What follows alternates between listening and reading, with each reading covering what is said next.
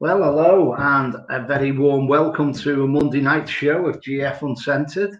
And tonight we have not somebody just from over the pond, but we have somebody a little bit more north. And hopefully, I think she's based in Canada. So we're going to bring on the lovely Debra, and we'll get to find out a little bit more about this young lady and what she's been up to. So welcome to the show, and thanks for coming along. Gary, it's so nice to meet you. We haven't had the opportunity really to exchange before this, so I'm really looking forward to our conversation.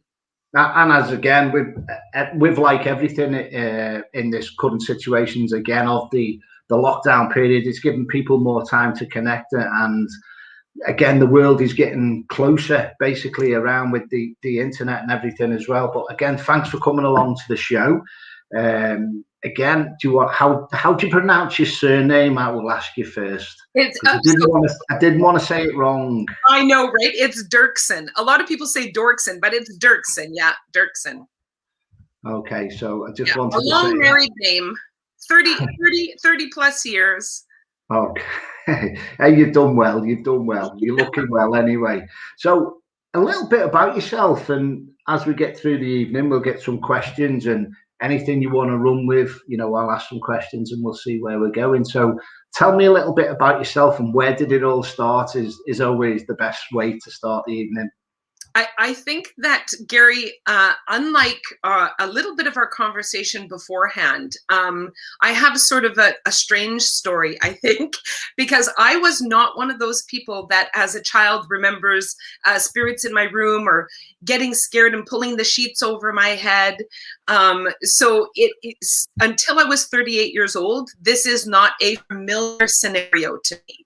So I didn't grow up in a religious family.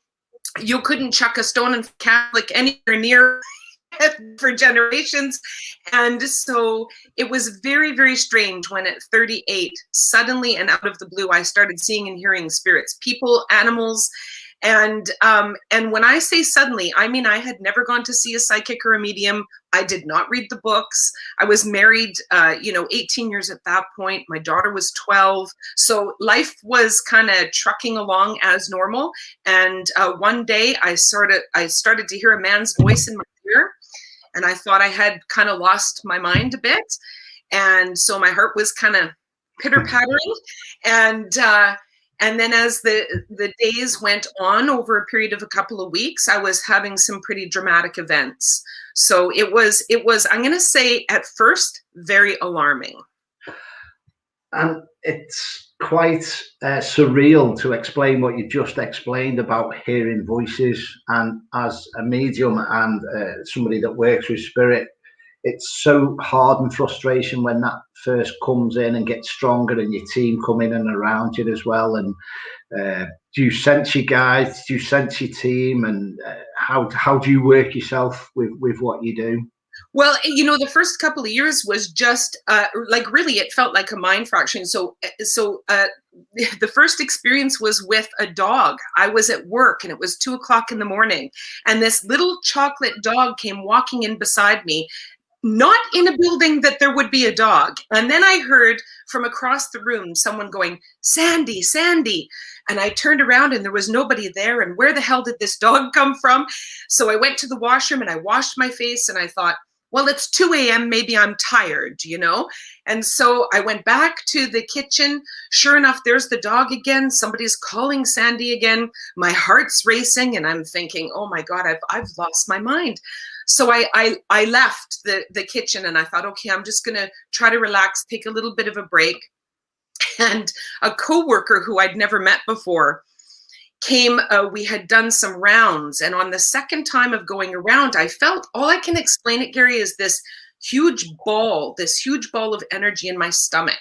And it kind of rolled over and flipped in my chest. And then I heard, "Ask her." And I was like, ask her what? I was thinking, what the hell was going on? And this pulse in my chest just kept saying, "Ask her." So I got the bravery up to say to her, did you have a dog when you were a kid? I don't know what to ask. And she says, yeah, I had this little chocolate collie named Sandy. Well, I lost it. I'm in tears now. I'm in the washroom washing my face. I mean, you have to understand, for me, who had never experienced anything like that before, this was shocking. Do you know what I mean? This was really kind of fracturing for my mind. So that kept happening. And it happened for about 2 months. And then suddenly we had a bad car accident on the Pat Bay Highway, which is one of our main highways here. The car went up into the air on the highway and came back down and smashed the top of my head. And after that, spirit went into hyperdrive. So it was like 2 months before this accident. The spirits were coming, dogs, men, grandmothers, people with strangers. It was just, things were opening up. I had a few friends that were very supportive. I think one of them is watching or listening. Mm-hmm. Thank goodness, because we had never had conversations like this before. So it was tough. It was tough. It was a tough conversation with my husband. It was tough for my daughter. I was crying all the time, Gary. It was very overwhelming. And, after the crash, it went into hyperdrive, and I had to go about figuring out what was happening to me. That's quite bizarre. The things you've explained as well. I think I was 37 when it went into, really opened up a lot. And I had a neck and a spinal injury as well, and a head injury as well, roughly not too long after that. And then everything just started, the hypersensitivity, everything else tied in as well. So that's I can relate with what you're explaining as well, which is, it's just mind-boggling. It almost seems synchronistic, doesn't it? Not even just, I knew after several years that the reason, and I was working in a long-term care facility, and I felt that spirit had moved me out of that situation, because if I was opening to spirit, working in long-term care would have been a very difficult place to be so incredibly open. So I kind of felt in hindsight, not that the accident was caused on purpose, but that there was some kind of synchronistic aspect to me, waking up and then having this accident and not being able to return to that work anymore. Does that make sense? Yeah, most definitely. And also as well with that, I have my Reiki master. She was doing a lot of palliative care and nurturing and looking after, people in hospital and all that as well. So, at the end of life as well, she was there and could see certain situations and support the people there that was in hospital as well. So I can relate to the things that's been explained to me, as well as part of development moving forwards. A lot of things tie in, and how you work spiritually, you seem to be where you need to be at the right time and the right place as well, which is mind-blowing with the intelligence of what job and what we're doing as mediums and working spiritually. So I mean, them little things that you mentioned there, even about talking about the dog to that person and saying ask them, and when you do and you get that evidence and the clarity and the confirmation, that's just it just takes you back so much, and it's just like wow. It is wow. So another big part of the wow for me, Gary, and the people that are close to me know this. Like I say, like I really didn't stop crying for the first 2 years. Some of that was shock, but you know what the other part was? I was so overwhelmed with love that I almost sometimes couldn't cope. And I would be so close to the spirits on the other side. It was almost like they took me partway to heaven and brought me partway back. Like I can't explain it other than that. But I have 3 children. I love you. If you have kids, you know how much you love your children. The love in spirit is like 1,000 times that love. It's so overwhelming that I would sometimes finish having a communication with the spirit, and I just couldn't stop crying for a few hours because I was so overwhelmed and so touched by their presence. I can feel that as well, because what you mentioned there is just that when you get the energy coming through and the overwhelming factor, it's just like, it's just, you could just cry all day spiritually when you get so attached with the storylines are connecting somebody on the responding area for a reading or somebody like that, and bringing their loved one through as well. Carolyn is sent over that you was one of the first person that she talked to, and listening to you, you're an absolute genuine person as well. And I always find that shines through, is people's qualities and the genuineness about them as well. It just shines through, and I always find that spirits connect more with that like-minded people as well. So I just feel it goes tenfold then. So when you go out on an investigation like myself, or you go somewhere and work spiritually, I think there's a much stronger connection when you're in the zone. Yeah, it's so true. And it's funny. Thank you, Carolyn. And I'm so glad that she's here and posted. Yeah, Carolyn and Yvette were, are two very dear women to me, and it's probably been, I don't know, like 18 years or something like that now. So, our children were the same age at the same time that this happened. Like my daughter was 12, her son would have been 12 at the same time. And so, Carolyn, Yvette, and I, we had never had conversations about ghosts, about spirits, about soulfulness, about spirituality, nothing. So I really thank God for them being there for me in those first, few years, because they were the only people I had to talk to that believed what was happening to me, number one. Because, honestly, I had a lot of prejudice, Gary. I struggled in the beginning going, who am I going to talk to? I don't want to go see some hooped, turban-headed, crystal ball holding person. Like, my picture of what a psychic or a medium was very different than what it turned out to be. And so I felt very trapped in my experience. If it weren't for Carolyn and Yvette, I wouldn't have had sort of that place to talk. And as you know, that's so important. Like you said, it's a very emotional experience, to connect to the other side. And so I love, my friendships with other mediums and people that understand what it is to have a spirit really impress themselves upon your body, upon your mind, in your hearing, in your visions, in your taste, in your smell. It's, unless you've gone through it, it sometimes can be really hard to understand. Yeah, definitely. And like this evening as well, I do like once a month I do a healing box. So I just say anybody that wants any healing, and I'll put the name in. So obviously it's that nice way of giving back as well. But sometimes that healing process as well, that can get over full sometimes because of people going through certain situations at the moment. Mm-hmm. Then again, I might up that and do it twice a month and stuff like that. But the amount of people that I see, the calmness that come to them within a couple of weeks, it's always there. It's not instantly. It takes time, and to explain that as well. How have you find the healing side of it? Do you do that yourself? And on the healing,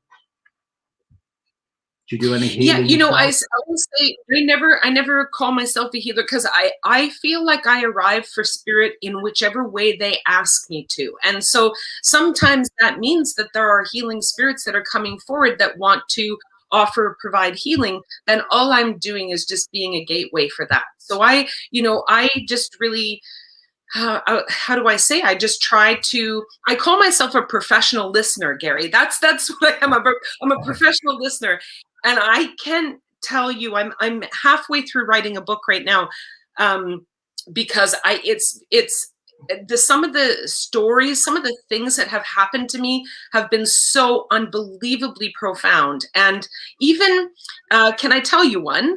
You can tell me as many as you like. Is the yes or no? Is there an instance around any stairs? Have you had any issues on a stairway? Do you mean for myself picking up a spirit on a stairway? Yes. Well, I mean, a few places, because of course I've done this for a while now. So is there anything more you understand? Because something popped into my mind. No, you fire away. I'm just seeing somebody's shouting to me at the minute something about a stairwell or a fire escape or a stairwell at the moment. But you carry on. I could just see that. So I'll ask them. Just if you can answer this for me, would it be in my house or would it be somewhere else? Somewhere else. Okay.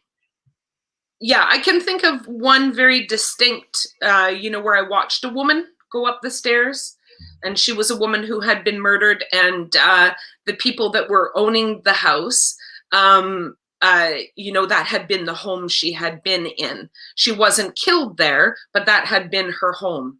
So I'm not sure if that's the one, but of course there's several. Stairways seem to be kind of a draw for spirit. I don't know why. I think it's because of the narrow passageway. It's a denser sort of space for energy, a big wide open room. Do you know what I mean? It's kind of like a more concentrated spot. Sometimes, if the person is, used to traveling that staircase, going between upstairs and downstairs, there'll be that resonance of their energy, or the movement of their energy. Anyway, so if any more comes up, let me know, and I'll validate that for you. So the Virgin Mary, like I said, no religious background at all. I have had unbelievable experiences with all kinds of religious figures, ancient deities, Egyptian gods, interdimensional beings. It has been, when I say I was cracked open, I mean I was cracked wide open. But the wonderful thing is, they're always validating it in my life. And here's a great example. So the first time I saw Mary, we were in a meditation group, and I had just gone into a meditation, and I felt this hand on my face. And then I felt my face pulled to this chest. And so my head was resting against the chest of someone with their hand on my face. And I looked up, and it was the Virgin Mary. And I'm thinking, okay, Debra, you're probably just feeling peace and calm, and somehow your mind has linked, this peace and calm to the Divine Mother. Okay, that's fine. I know nothing about her other than she's Jesus's mom. Do you know what I mean? So that's the extent of, depictions in society of Mary. So for 10 minutes, I'm flooded with this energy of peace that I cannot put words to. And then I'm lifted off her chest. She kisses my forehead, and it's over. And so I thought, okay, well, that's lovely. And it was really lovely, but I for sure did not think it was actually Mary. So the next morning, we're down on Dallas Road. I live on the ocean. And so we're walking, my husband and my two sons and I. And I always hear spirit in my right ear. So you know how you hear internally and then you hear externally? I don't, if you do. So sometimes I hear spirit outside my ear talking, and sometimes internally in my head. So I heard out loud beside me, go over behind that boulder. There's something for you. And I was like, and the boulder was quite a ways away. So I said, Norm, I have to go over, that's my husband, behind this boulder and look. And so we get behind this boulder, and I've got a photograph of it. There's one burnt piece of wood. It's about this big. No fire around anywhere. No fire, just this one burnt piece of wood. It looks like a rock, but it's burnt wood. And tucked under the corner of it is a little piece of paper that's not even burnt around the edges. It's just like it's been ripped. There's no book. There's nothing. There's just this burnt piece of wood and this little piece of paper. And Spirit said, turn it over. That's for you. And on the other side, it said, born of the Virgin Mary. Wow. It's just... seriously, how can you? And I'm telling you, every single Mary experience I've had since then she has within 24 hours done something else. I had a client sitting with me, and I don't bring up religious figures in my sessions because you just want to remain very open, and I don't say that I work with Mary. Again, I don't attach to anything. Each individual experience is unique on its own, and I trust Spirit. Well, Mary walks in beside one of my clients, and in my mind, I'm thinking, Mary, I can't, and she looked at me and she said, Debra, you need to. And I said, well, if I need to, then you need to tell me something that I can kind of create this gateway with this client. And she said her relationship to her mother was devastating. So I asked the woman, I said, if I said to you that the relationship to your mother was devastating, would you understand that? And this woman sobbed in her hands, Gary, for 5 minutes. She just sobbed and sobbed. And Mary said, Debra, I need her to know me as mother. Because this woman's mother was so painful for her, Mary wanted her to know her as mother. So I took her through a bit of a meditation. The next day, a woman that I had met once a year before sends me a message, and she says, I wanted to come by with a gift for you. Can I just knock on your door? I said, sure. So she comes to my door. I open up the door, and she's got this little blue bag, and she says, I've had this for 25 years, but I felt like I needed to bring it to you today. It's a bottle from Lourdes of the Virgin Mary. Amazing. You know? So I trust them, Gary. I mean, the spirits, I trust them. When you talked about divine intelligence, they know what they're doing. If we're listening, they know what they're doing. I can safely say as well, I feel we're nudged in the right direction as well. Sometimes if you go somewhere, it's like, oh, that shop's closed, don't bother going. Yes. That scenario happened today. It was like, don't bother going there. I was like, right, okay, I'll check online. We're not open today. Just in that way of little things like that as well. And it's a little nudge again in the right direction as well. What else do you cover as well? You do your one-to-one readings as well. How do you enjoy working the best in and around the spirituality that you receive? You know, is it the one-to-one readings, or do you like to go to an open circle or anything like that? I've done a lot of things. I appreciate all of them in part. I do like the aspect of teaching and doing groups because I feel like the amplification of energy is there, but I do appreciate the one-on-one sessions because, you know, there's a lot of intimacy that happens in a session and people are grieving very heavily, Gary. So it's, you know, it is sacred work that we have to be very, very careful with, and we have to be very kind and compassionate and understanding. And, you know, I get a lot of, you know, parents who have lost children and, you know, people that have had devastating losses, you know, drug overdoses and suicides and, you know, addiction issues and that kind of thing. And so, you know, those are not very nice for a group setting. Do you know what I mean? So it's wonderful. I mean, those people will come through in a group setting, but sometimes, you know, a father or mother's coming through and they really hurt this child that's sitting in front of me, who's their 50-year-old child now. And, you know, when they were 8 years old, they abandoned the family, and they're there to make amends, and they're there to heal an old wound. Well, you don't want to do that in a group full of 10 or 20 or 30 people, you know? So I think every way that we come to the work has its benefit, do you know what I mean? And has its place. But I do love my groups of teaching, I'm going to call it that, where, you know, I do online sessions and people join from all over. And we do everything, exploring angels, guides, and deities. We've had Frank Sinatra come through, Gene Wilder, some really, you know, famous people, some beautiful angelic forms, some ancient gods and goddesses. Then I do animal energies, so where we get very playful about opening up the intuition and allowing animal energies to come through, which is fun. So I try to play with it in as many ways as I can. It's certainly, trying to explain it, it's like a vast globe of energy that we're just connecting to in different segments, isn't it? Like you've got the spiritual animals and you've got all the different beliefs of people as well, which we always work with as well. Is there anywhere you'd like to visit, like Lourdes or anywhere like that? Is there anywhere where you'd like to visit spiritually? You know, I'm not a traveling person, which is kind of curious to me, but I'm very much a like home, family, bodied kind of person. But and spiritually speaking, soulfully, I've been in a lot of places. So I've been standing inside pyramids and standing inside mass bodies of water and experiencing that way. I think Norway, if I was going to say anywhere, but that is tied to ancient roots for me. So, you know, the runes and the Vikings and all that kind of stuff, you know, kind of sits in my blood a little bit.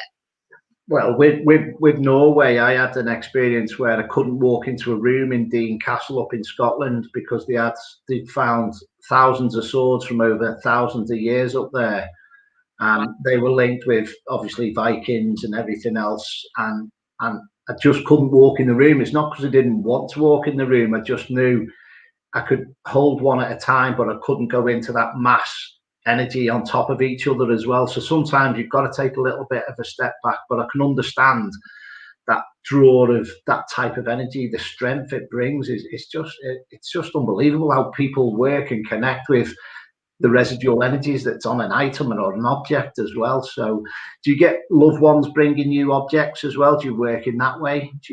No, I don't. I don't ask people to bring objects in. I just leave a blank canvas.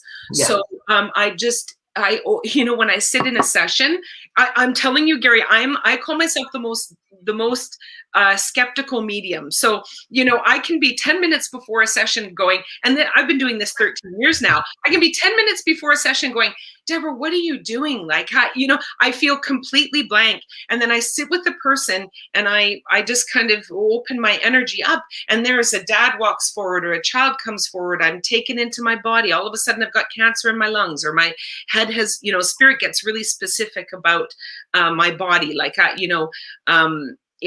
through doing so many readings, like thousands of readings, it's very specific in me now. So I can tell the difference between, I won't just say, oh, something's wrong with the head or with the chest.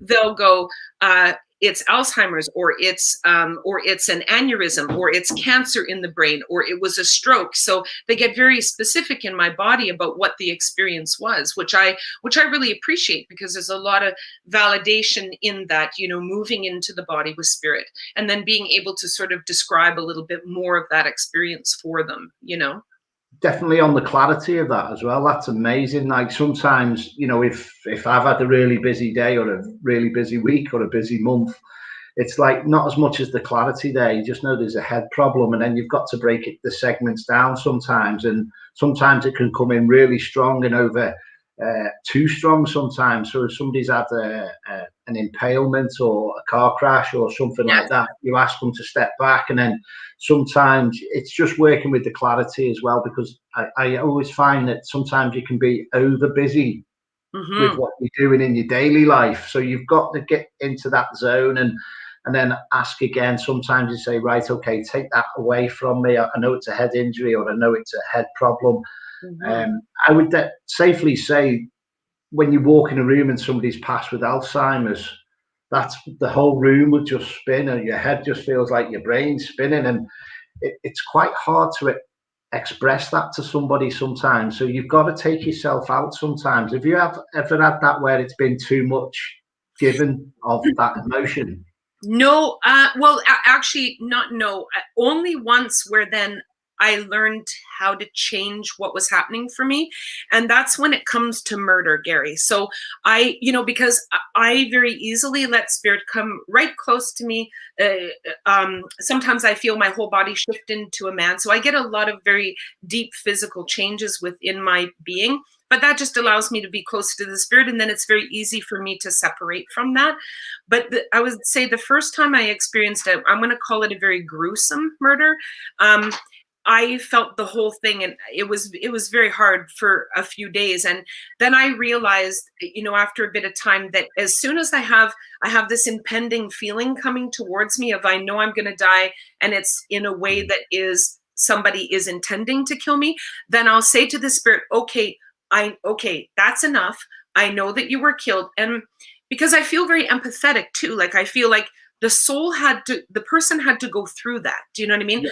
So I try to, do you know what Tonglen is? Tonglen, have you ever heard of that?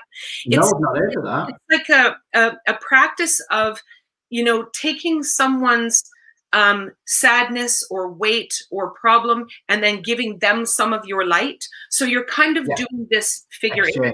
So I feel, how do I say? I feel such a deep strength of love inside myself, with spirit, that I don't worry. I don't ever worry about spirit coming close to me, because love is the greatest thing we have, and I trust divine love more than anything in my life. So that fills my body, and so when a spirit comes close, but I don't need to go through all the aspects of the murder. Do you understand? Yeah, sure, yeah. So I just go, that's enough. Okay, that's enough. I understand now what happened. Now just step back a bit, and we'll have the conversation from a little bit of a physical distance, But other than that, no, I don't get really overwhelmed. Yeah, obviously that's a fantastic way of explaining that as well. So you're giving yourself somebody the 5 or 10% of their love to make them feel comforted and Yeah. settled in the frustration they've gone through prior to them passing as well. With the soul lives as well, I can work around the person, and my guide will say to me, they've lived 25 times, their soul's lived 18 times. Wow. And then straight away, if it said like 18, it'll go bang, 8 times female, 10 times male. Wow. And then I'll get confirmation of that as well. I use the pendulum a lot in around development and for a yes and no answer as well. But sometimes as well, then that's when I'll get one of the past lives souls step in, and then I'll start talking and communicating as well. And that happened on a reading where I was telling this lady about a family member when she came back around out of trance, because I do the trance mediumship as well. And she like, I don't know any of this, Gary. She written it all down. She went to her family members and went, oh my God, that's like my uncle, or that was my granddad, or I can't remember the time now. But sometimes when you're seeing these souls that's coming in and around, and they can relate, the family members can relate to who they've been in a past life as well. It's so hard to explain of who comes through as well sometimes. And sometimes it can get frustrating. It can get frustrating. And you know, Gary, it's funny because I contacted a medium in the UK a couple of weeks ago. And because there's not very many people for me to talk to here about this kind of thing, because not a lot of people where I live do the full out mediumship work, kind of day in, day out sort of thing. I do have one partner here that we've done that work together for a long time. She's just kind of stepped away from the work right now.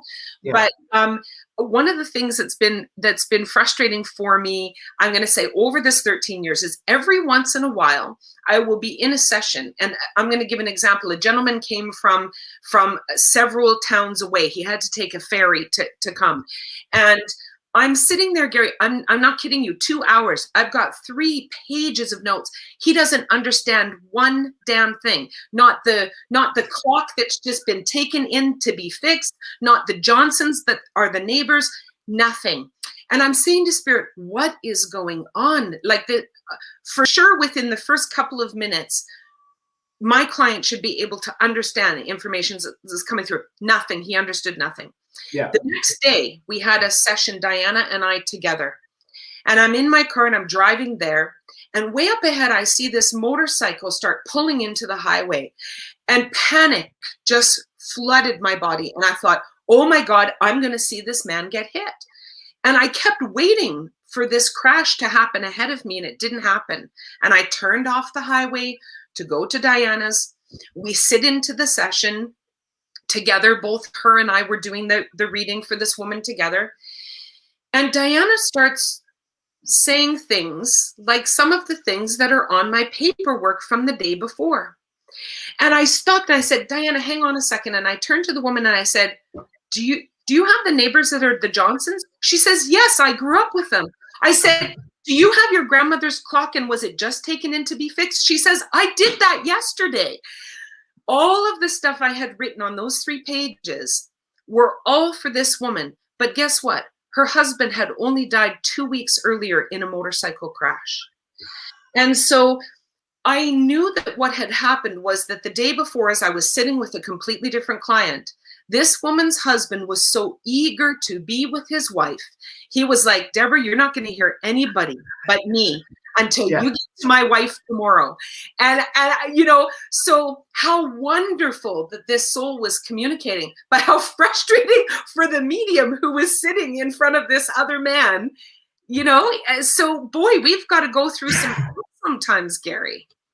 Yeah, again, it just, the evidence, it always ties in. So I'll always say to people, if it doesn't relate with you at this present moment in time, take it home with you. And then that gentleman might come back and then you can explain the situation. He's like, right, okay, I understand. But when you get that information and you're 3 or 4 pages through, it is mind-boggling. It is mind-boggling, and I mean, sometimes he understood everything, Gary. It was 3 pages of, so again, it doesn't it happens very rarely, but it does happen, and I've always been very curious about that.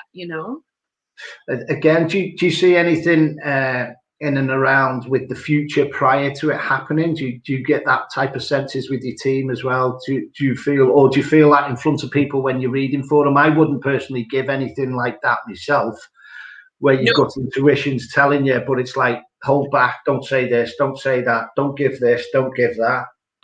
When this first started happening to me, I said to Spirit, I do not want anything future. I don't, unless the love of Spirit knows that something needs to be shown, then I don't want anything like that to come through. And I always tell my clients, I do not come to me if you're looking for future readings. And I'll tell you why. I think it's I'm going to call it really risky, harmful work. So unless somebody is working with it very, very well, and I think there's very few people that do that.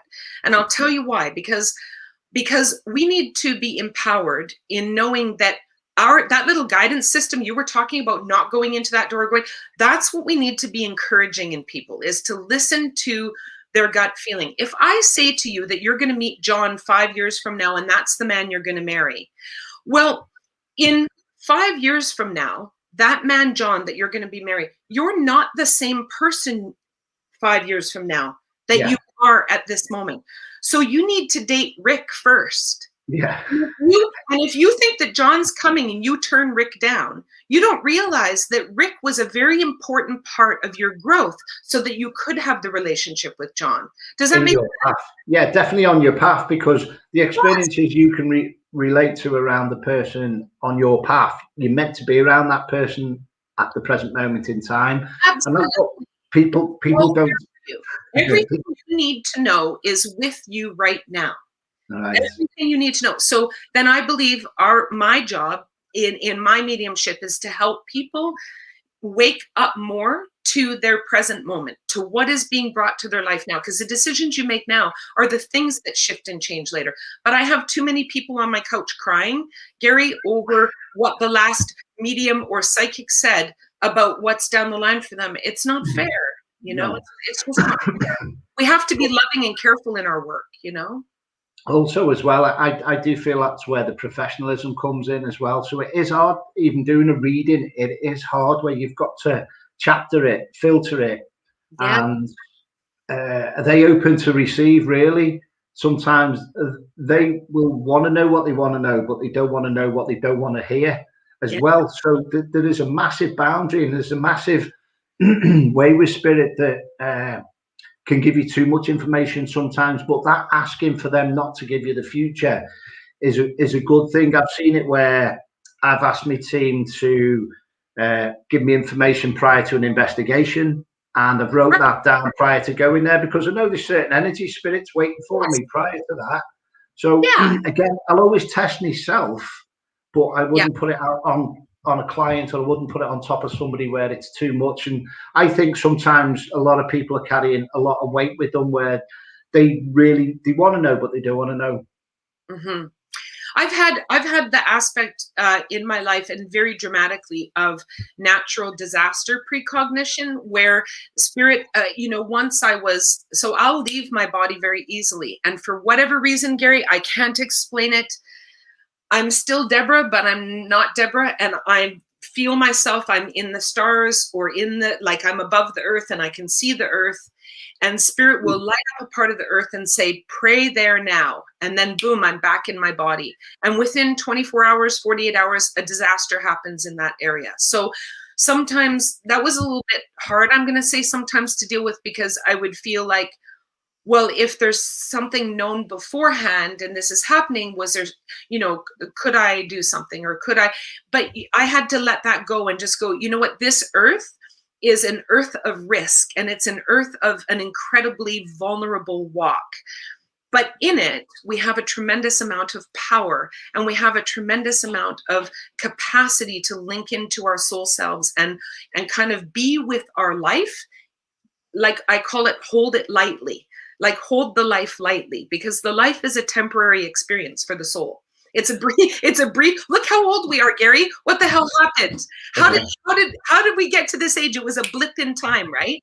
I remember when they had there. Right? And you just go like, here's my crow's feet, and so this was quick. Our first 50 years is a quick 50 years, right? So we know that this life is temporary, but our souls are eternal. Like you talked about, past lives. In school, you'd do a timeline, right? Where you'd go, when I was 10, when I was 12, when I was 15. And I see the soul that way. It's like when I was Debra, when I was Jordy, when I was, so there's these aspects of, the soulfulness of who we are is our power in this life, So as many people as we can kind of start to tap into that, I feel the better. Never mind future reading. That's nothing. Who are you now? And what is your soul guiding you to now? That's empowering stuff. I mean, I was watching a program the other night, and I'm saying the next sentence and paragraph even before it's come out. And the person I'm with, and I'm going, I've never watched this. And they're like, you sure? I said, I've never seen this program. I've never seen this series. It's the information that's getting relayed from your team. Do you see any family members around you yourself? Do you see, I know I touched on this earlier on, your guides, your team. Who would you say that's in and around you? Obviously, you've got Mary there and all that as well. Yeah. Do your family members come through on certain situations if there's a lot of pressure coming in, or there's something about to change quickly, or do you get any inclinations on anything like that? Usually, so my father-in-law's passed, and usually I will get a sense of him, or he'll come to me when there's something with my husband. And so, so I'll say, hey, your dad just came to me, and he's like, I was just thinking about him. And usually it's a way for his dad to acknowledge the thought in him. Do you know what I mean? To say, hey, son, like I'm hearing you too. I don't think that there's been a lot of need for that yet. So yes, some loved ones have stepped forward for other family members. So my grandmother has come when there's something going on with my grandfather. But, as far as guides go, I met several of them in the beginning. One of them, his name was Stephen, is named Stephen. And it was in those first few months, Gary, where I was trying to figure out what was happening to me. And I went into a meditation, and there was this man named Stephen, this young guy.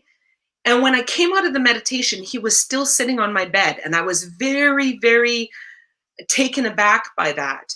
And I still had not had many people to talk to. And he said to me, I said to him, every time I get one question answered, I have 50 more questions. Why can't I just know everything? And you know what he said to me? In a split second, he responded, well, if you put too much gum in your mouth at once, you'd choke, right? This was his reply. I'm saying, why can't I know everything? And his reply was, if you put too much gum in your mouth, you'd choke. And I sat there by myself in a room laughing with this spirit. I mean, to me, it just seems so crazy. But I'm telling you, a couple of years later, I found him. I didn't know who he was. He hadn't told me anything about himself, but I knew that he was helping me. And I was talking to a woman, and I said, I haven't felt Stephen lately. She said, well, he's right beside you. And when I turned, she said, he wants you to find him. And I'm like, find him? I'm going to find him. And he'll be down by the lake fishing somewhere. Yeah, right? And so, but it's the most amazing story, Gary. It's phenomenal. So I turned beside me, and all of a sudden, in a split second, I could see him again. And we call it clear cognizance, where you instantaneously know, right? Yeah. So I turned, and suddenly I saw his white t-shirt and his blue jeans. I knew that he was 27 years old and that he died in 1979 of a car crash. And it happened instantaneously. That information was given to me. And I thought, well, okay, that's fine. But how am I going to find you? So I left it for a few weeks. And I thought 1979, that's a long time ago. So I was Google searching. Nothing was coming up, Gary, nothing. So I finally thought, I'm going to go down to our local library, right? Where they've got all the old newspapers. Yeah. So I'm heading down to the library. I get up into where all of the film reels are, and there's all of these filing cabinets, thousands of little film reels of all the newspapers for the last 150 years, right? Yeah. So I stand back from them, And I was like, okay, Stephen. And I'm thinking, Deborah, you're crazy. Like, you're absolutely nuts. There's no way this is happening. And I said, if you're here, then I need you to show me. And so all of a sudden, I saw this man run and jump up on top of one of the cabinets. And he goes, here. So I'm like, this is not. I walk over, I pull open the cabinet. I'm staring at 1979, Gary. I'm staring at 1979. I'm like, okay. So I said, that's impressive. Where? And he goes, there. And I pull out a film reel, and I'm talking about this one drawer's got like 60, 70 film reels in it. Just one drawer of many, and then many cabinets, right? Like, this is impossible stuff. He goes, this one. So I put up this one. And of course I go into doubt, and I'm like, oh, Deborah, this can't be happening. Okay, which one do you feel it is? You know, I had to go into my feeling. So I pull another cabinet out, and I hear him say, just stop. And I'm like, okay. So I take the film reels, load them into the thing, and I go through the one I felt like it was. Nothing. Nothing. I put in the reel that he said to put in. 3 weeks in, Stephen, I won't say the rest of his name for privacy. Yeah. Stephen, 27 years old, dies in a car accident. There he was. He was a young man who died on our Goldstream Avenue up this mountain in 1979. Why him? I don't know, but he was my first guide, the first spirit that came to me to help me. He said that it was because I could hear him. It wasn't a brown car. Was it a brown car? Do you know of? Do you know what? I don't know. But if you can tell me more about him, I would love that. No, that's fine. That relates just back to an investigation we had at an old theatre. And again, the age of 27 seems to be quite an age where there's been a lot of famous people pass at the age of 27. But there was a hanging in that building, you just said. Yeah, that was just trying to think. It was trying to think. It's an old theatre. I can't remember the name of it at the top of my head at the moment. So this is how it works when you're in the link. Yeah, it just got me right in the throat. It was like the moment you said the theatre, I felt it go like around my throat. Ugh.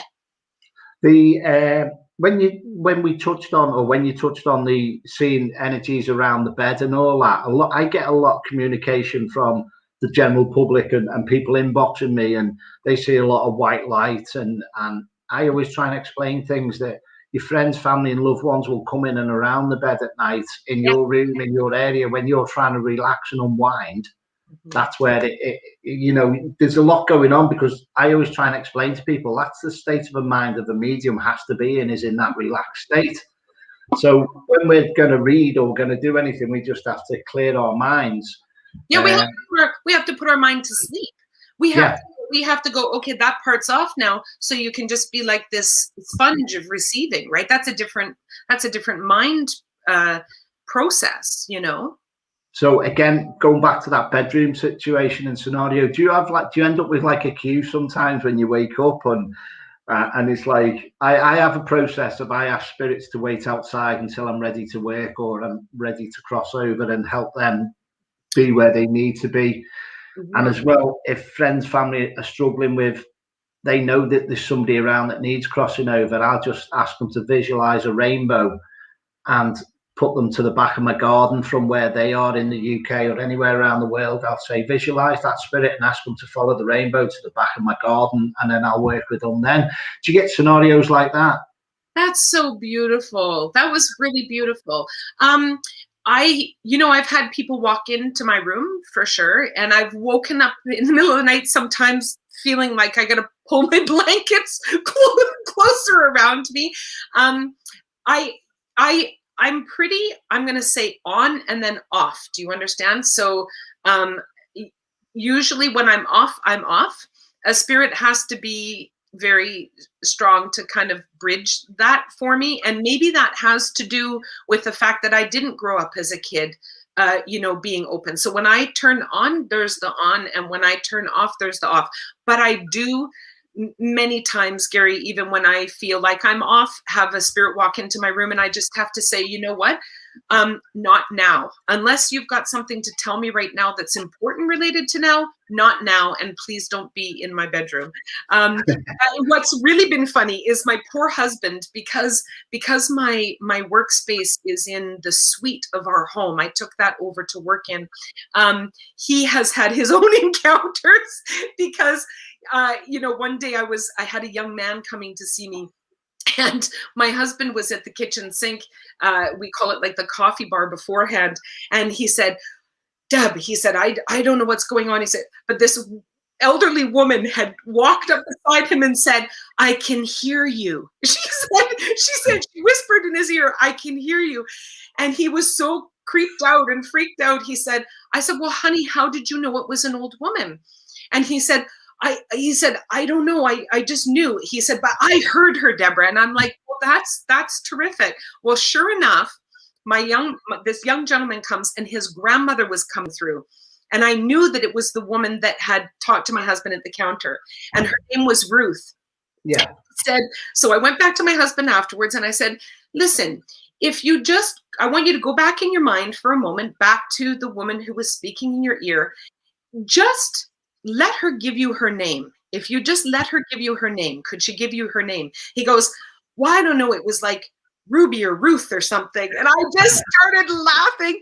So, it's so wonderful how, they're around us all the time, really, Gary. It's just whether we're tuning our attention to it or we're not. We're surrounded by loved ones. We're surrounded by spirit all the time. It's just, the constructs of our brain keep us separated from that awareness. And also as well, even like if I know we can't at the minute, but going somewhere and having a coffee and a tea, or going to a restaurant, and you're sensing that pocket of energy there. And that's how I work, is I know there's a pocket of energy there, but I won't link in or tune in until it's the right time and place. But sometimes you can see it just even going down the road, or if you're on a train, or you go to a town, a city, and it's just like, I know that gentleman's just got in the car with me, and I'll have some contact with him later on. So do you get hijacked sometimes, where it's like, hang on, I'm coming with you because I know your white light's on, I'm going to work with you later on? Yeah. I get the pull. So I could be standing in a line, and all of a sudden there's a woman 3 ahead of me, and I can feel my energies getting, so somebody in spirit is going, come, connect here. But I go, no, I just shut it down right away, because number one, I would never approach somebody in public, because I think it's very unfair to do. I don't like that. You don't know where somebody is at, and that I don't like to emotionally impact people if they haven't made that choice. Does that make sense?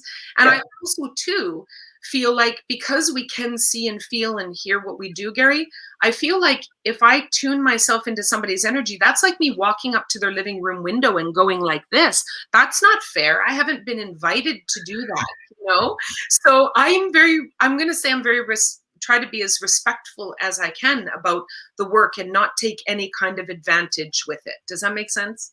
Yeah, it does. And obviously, where I'm looking at as well with the perspective, you could have like 4 spirits sat at the bus station. and you could have you could walk up past a stately home or something, and it happened the other week where I could see a coach and a horse going down the driveway.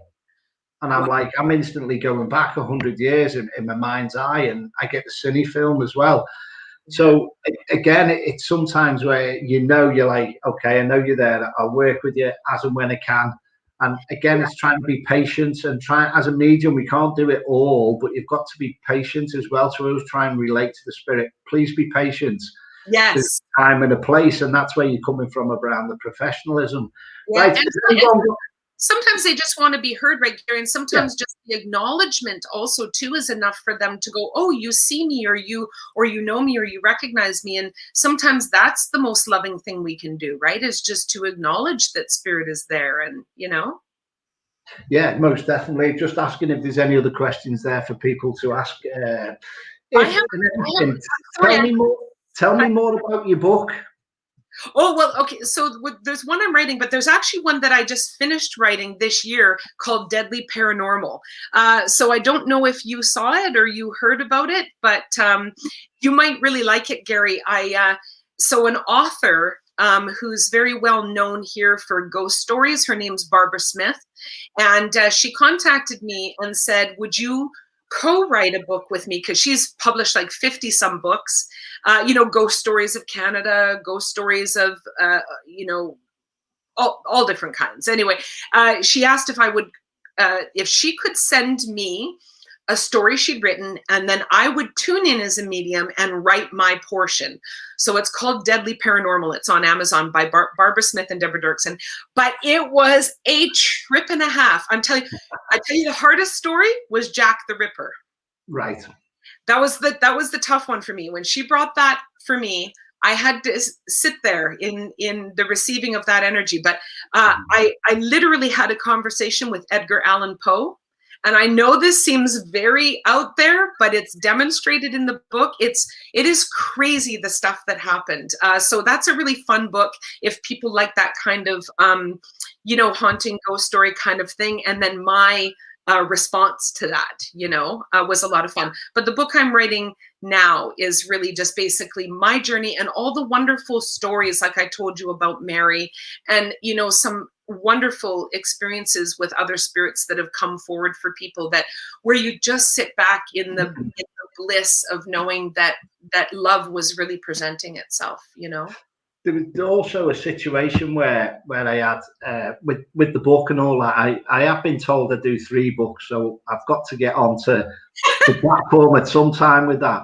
That's good. Again, going back to the professionalism of it, and where we talked about before, people bringing items. Do you get tested sometimes as a medium where people try and test you out the blue? I had a very good friend of mine, and he gave me his wedding ring, and he went, tell me something about this. And I went, oh, you shouldn't have took it off first. And he gave me this wedding ring, and I know it was personal, and it was the right place at the right time. It was just me and him. And this is going back about 15 years ago. So I had to say what I had to say to him, meaning one of them had cheated. And I told him off, basically, but I didn't give it like that. Wow. And he came up to me about 5 years later, and he said to me, do you know what? That day I give you my ring, my wedding ring, was the most important thing I've ever done in my life, because he said, I've realized how much I've got, and I don't want to lose that. Wow. And that something like that, sometimes my team went, tell him off, in a nice professional way. Right. Open his eyes to make sure how much he knows of what he's got around him, and be grateful for that amazing life he's got around him as well. And that just come back to me as we've been talking tonight. And that was 15 years ago, that. So that's really interesting. And honestly, there's only one time, and it's so curious that you're bringing this up to me, because it's actually happened recently. Sorry. In 13 years, I'm not that I know have I ever had it happen. And I'm a medium who will not try to make things fit. So you will not be in a session with me. If I don't know, I will tell you I don't know. Do you know what I mean? Like because I'm telling you, I don't want to get onto the other side and catch shit. Do you know what I mean? I do not want to be on the other side and have myself raked over the coals for saying things on behalf of spirit that they did not say. Right? Do you know what I mean? That's a dangerous game to play. So and not only that, I wouldn't want to do that to anybody. So if I don't understand something or I don't know, I will say I don't know. And my girlfriend always says, Debra, she said, what people would think was amazing with you, you think is nothing. Like for me, the standard has to be like way up here. Do you know what I mean? Like, it's like I said, it's not good enough just to, have a couple of things. Like, we need to feel the presence of the soul, and they need to be able to bring enough through. If it's not enough for me, I'm going to tell you it's not enough for me. Even if you're happy with it, I'll always say when I'm not happy with it, So somebody told me a few weeks ago that there was a husband who I was doing an online session, and there were 2 women there, and it was lovely. There was a lot of stuff coming through, and this gentleman's father was stepping forward. And so they called the gentleman into the room, the husband into the room, and he basically lied to me through part of the session. And, I found that out afterwards, and I just felt that was so incredibly unfortunate for him. Because he missed out on connecting to his dad. And I always find spirits will hang back then. And when people are trying to over test it in that way, in that scenario, I've had good people walk up to me and go, "Oh, have you got a wizard in your team or something like that?" And I'm like, I do know there is spiritual energies around me, but I can't see them. I'm not connecting with them at the moment. So we'll always be open and honest. And that's always the best way as well. It is. And you can't make something fit. Like, I want to give you a really great example. So, you know, it's very easy when people are sitting with a medium and something, we'll call it hits or makes sense, for the medium to go, "Oh yes, that's what the spirit's saying." But I don't care whether it fits or not. I need to know that the soul, that's what they meant. And so a couple of months ago, I was with this woman and her mother was coming through, and her mother had already shared many things. So we knew it was the mom. And all of a sudden the mom blew this whistle, Gary, like the whistle that would have a little ball in it, you know, that kind of whistle, that sound. And I said, "Your mom's blowing this whistle. Do you understand that?" And she goes, "I do." She says, "My son is a top-notch soccer player. And it's that whistle. It's like the referee's whistle on the thing." So she was so excited that her mom was acknowledging her son's soccer. But I went back to the mom and I said, "Oh, so you're acknowledging the son's soccer?" And she said, "No." And I said, "I'm sorry, that I know that's exciting about the whistle, but that's not what your mom means. So I need to understand what your mom means by this whistle." Gary, I was quiet and patient. I listened to that whistle like 4 more times. And then I saw the train coming up beside me. And then I saw the platform. And then I saw the Nazi standing on the platform.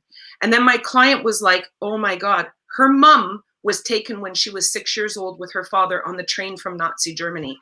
And that was the whistle. And so, you know, you have to understand that it's more important in a reading that we are listening to what the soul is wanting to bring forward, not just making our client happy with something that fits. Yes, most definitely as well. I mean, even as you've been talking tonight, I've had a gentleman trying to jump through with a very chested gentleman, but that could have been relating to any of the stories. And that's why I've been coughing a few times. I haven't got a cough. It's just spirit try and jump in sometimes.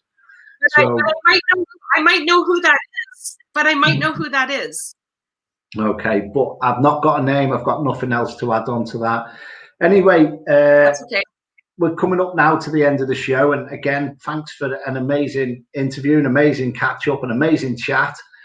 Where can people find it again? I know we have shared it, but say it again. Everywhere we can find your book and everywhere. Everything else.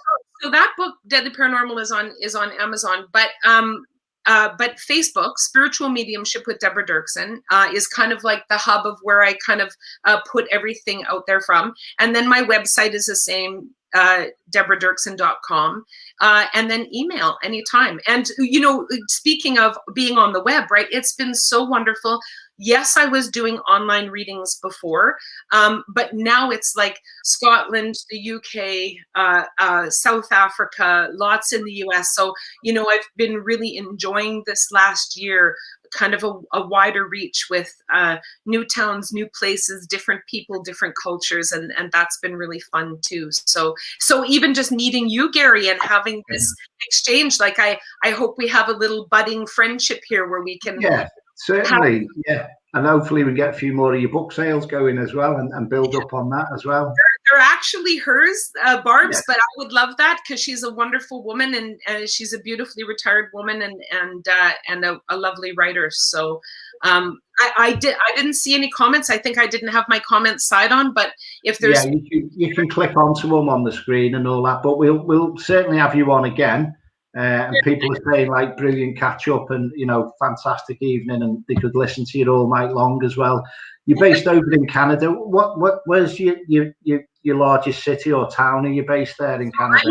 I'm in Victoria, BC. So we're on the island that's just off of BC and Canada, and it's so beautiful here. So if anybody gets an opportunity to come to Victoria, they call it Little England.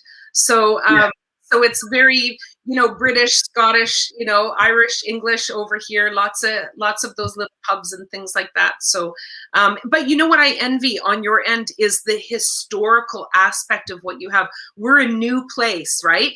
We're new compared to the rest of the world. So I can only imagine coming your way and walking into some of those castles, Gary. Yeah, there was a question, I think, tonight from Claire, I think she said you're coming over to the UK anytime soon. That would be wonderful. One day, I'm sure. Definitely. We'll stay in the studio, and I thank everyone for tuning in tonight. It's been a great catch up, but just stay with us for now, and I'll end the broadcast and we'll have a little catch up before you go. Thank you so much. Thanks everybody for watching. And again, keep looking at Keep On Chatting Paranormal platform. Well, Keep On Chatting platform as well, and we've got some amazing interviews coming along over the next week. The next show is Thursday night, which is open mic hour, and look forward to seeing you all on Thursday night as well, 9 p.m. UK time. So take it easy, folks, and stay safe.